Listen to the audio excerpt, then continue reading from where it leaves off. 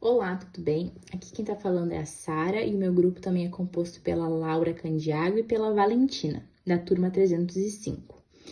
Bom, a gente escolheu um experimento, que eu vou deixar aqui o vídeo para vocês, que representa muito algo que a gente acha que dá para relacionar com as três áreas da ciência da natureza e também representa o que a gente gosta na nossa vida, no nosso cotidiano, tá? Que é esse experimento da bicicleta, que a gente percebe, né, que enquanto a Valen tá pedalando, ela tá transformando ali a energia para ligar ali aquele exemplo, né, que tá ligando uma lâmpada, uma televisão, e quanto mais energia tu transforma, equipamentos que necessitam de mais potência tem a luz se ativando ali, né? Bom, então assim, a gente tem na física, né, uma relação direta com a potência, né, do trabalho e a transformação da energia.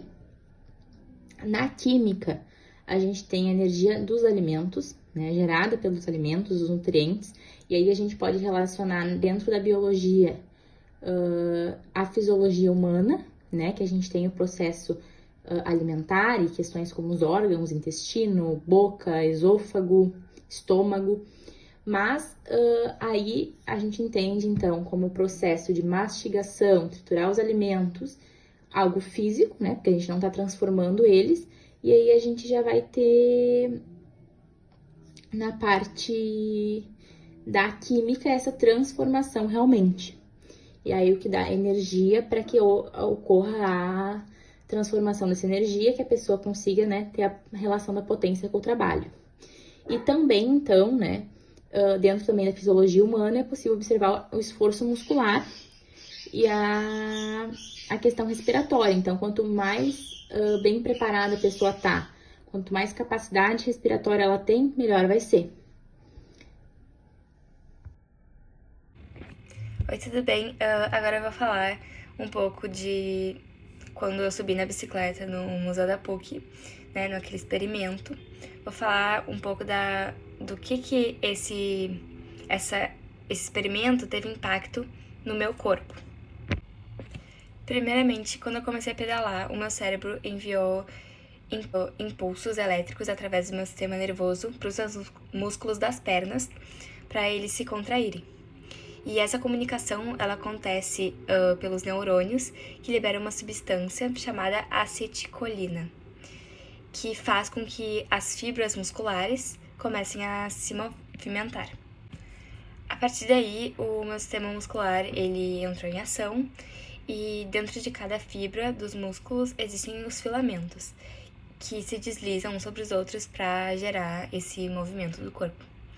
E esse processo, ele gasta ATP, ou seja, quando eu tava lá pedalando, eu gastei bastante ATPs, e que é a molécula de energia, né? A principal molécula de energia do nosso corpo, do corpo humano.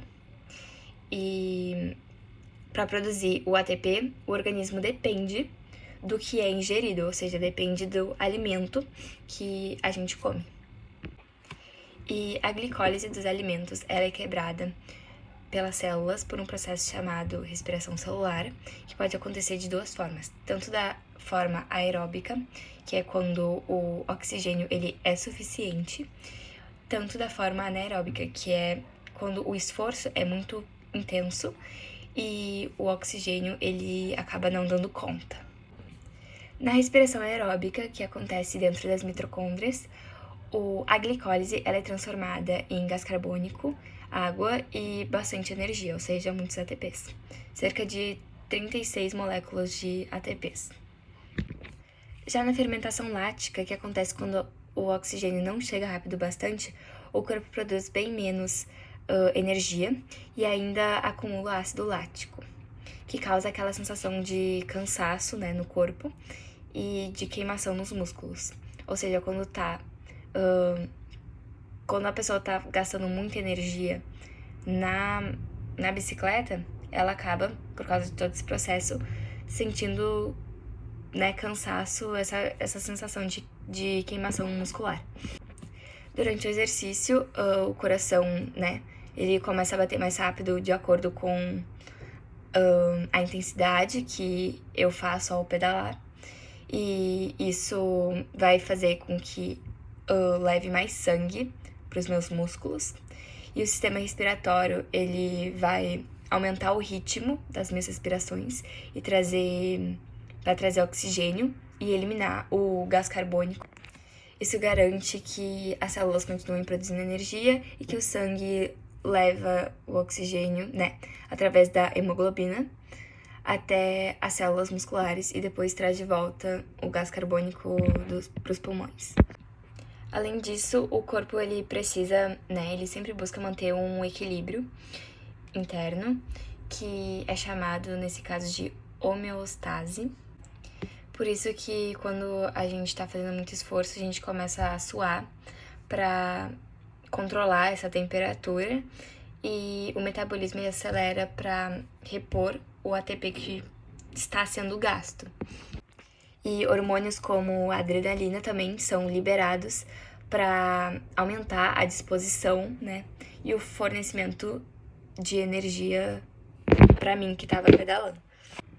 E esse experimento, ele mostra, ele evidencia de uma forma bem clara como o sistema biológico humano, ele é fascinante, e ele consegue transformar a energia dos alimentos, converter essa energia em movimento, com a cooperação integrada de sistemas do corpo, como o sistema nervoso, muscular, respiratório e o circulatório.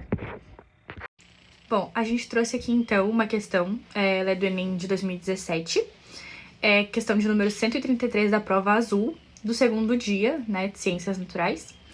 Ela fala sobre transformação de energia mecânica em energia elétrica, que é bem o que a gente consegue ver no experimento, através das pedaladas, a gente consegue, entre aspas, acender a voltagem de determinado eletrodoméstico, entre outros. Então, a gente achou que essa questão aqui traz bastante sobre isso, então, transformação de energia mecânica em elétrica. Então, a questão fala o seguinte, para demonstrar o processo de transformação de energia mecânica em elétrica, um estudante constrói um pequeno gerador utilizando um fio de cobre de diâmetro D enrolado em N espiras circulares de área A, 2 ímãs que criam no espaço entre eles um campo magnético uniforme de intensidade B, e um sistema de engrenagens que lhe permite girar as espiras em torno de um eixo com frequência F. Ao fazer o gerador funcionar, o estudante obteve uma tensão máxima V e uma corrente de curto-circuito I. Daí agora a gente vai para as alternativas. A pergunta da questão é: para dobrar o valor da tensão máxima V do gerador, mantendo constante o valor da corrente de curto I, o estudante deve dobrar o: letra A, número de espiras, letra B, frequência de giro, letra C, intensidade do campo magnético, letra D, área das espiras e letra E, diâmetro do fio. Bom, a resposta dessa questão é a letra A, que é número de espiras, porque para variar o fluxo magnético no interior da associação das espiras, a gente pode mudar o valor do campo magnético, da área, do ângulo de giro ou o número de espiras. Como a questão pedia o dobro da diferença de potencial induzida, sem mudar a corrente do curto-circuito, além da gente dobrar o fluxo, a gente também tem que dobrar a resistência do material. Isso pode acontecer através da mudança do material, do comprimento ou a área de secção do fio. A única opção que satisfaz as duas condições ao mesmo tempo é dobrar o número das espiras. O que dobra também é a diferença de potencial e a resistência do material ao mesmo tempo, o que mantém também a corrente inalterada. Então, por isso que a resposta é a letra A. Bom, então foi essa questão que o nosso grupo escolheu, porque a gente acredita que tem tudo a ver com o experimento que a gente escolheu. Embora o experimento que a gente escolheu no museu, ele também abrange química e biologia, em várias partes da química e da biologia. A gente acabou escolhendo essa questão, porque também são coisas que a gente estudou em aula, questão de ímãs, de tensão, de gerador, tudo isso. Então, essa é a questão escolhida.